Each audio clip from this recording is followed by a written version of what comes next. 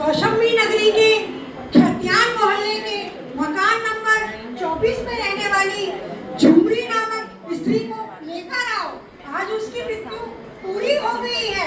आज उसकी उम्र पूरी हो गई है। झुमरी? क्या वो झूमती रहती है महाराज? तुमसे जितना कहा है उतना करो। ओके ओके, जाता हूँ महाराज।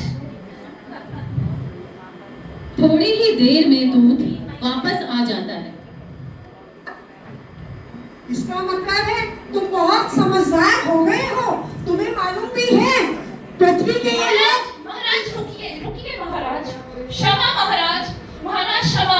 मैं झुमरी को नहीं ला सका महाराज। महाराज, उसकी हालत देखी मैंने। 3 छोटी छोटी गोद की बच्चियां। महाराज कैसे लाता? वो उसका पति भी नहीं है। वो ऐसे दीन अवस्था में पड़ी थी।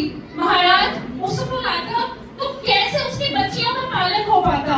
क्षमा करें महाराज, क्षमा करें महाराज। आप चाहते आप ही ना ला पाते। क्षमा करना महाराज। इसका मतलब है तू बहुत समझदार हो गया है। तुझे पता भी है ये पृथ्वी के लोग एक सांस भी फालतू नहीं ले सकते हैं। इनकी उम्र फिक्स होती है। नहीं महाराज, मैं जानता हूँ, लेकिन महाराज उसकी हालत देखकर नहीं ला सकते। चलो अच्छा, मैं इसको तो मैं किसी और से बुलवा लूंगा, लेकिन तुमने जो पाप किया है वो तो तुम्हें भुगतना ही पड़ेगा। पृथ्वी पर तुम्हें जाना ही पड़ेगा। जो पृथ्वी वाले लोग झेलते हैं वो तुम्हें भी झेलना ही पड़ेगा।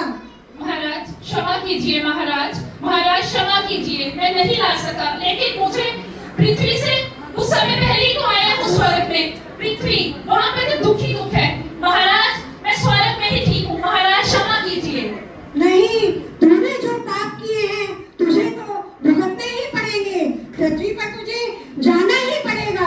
जो पृथ्वी के लोग दुख झेलते हैं तुझे भी झेलने ही पड़ेंगे। क्षमा कीजिए महाराज, क्षमा कीजिए। जैसे अच्छा, अब मैं तेरी सजा को कुछ कम कर देता हूँ। सच महाराज, सच महाराज, बताइए महाराज।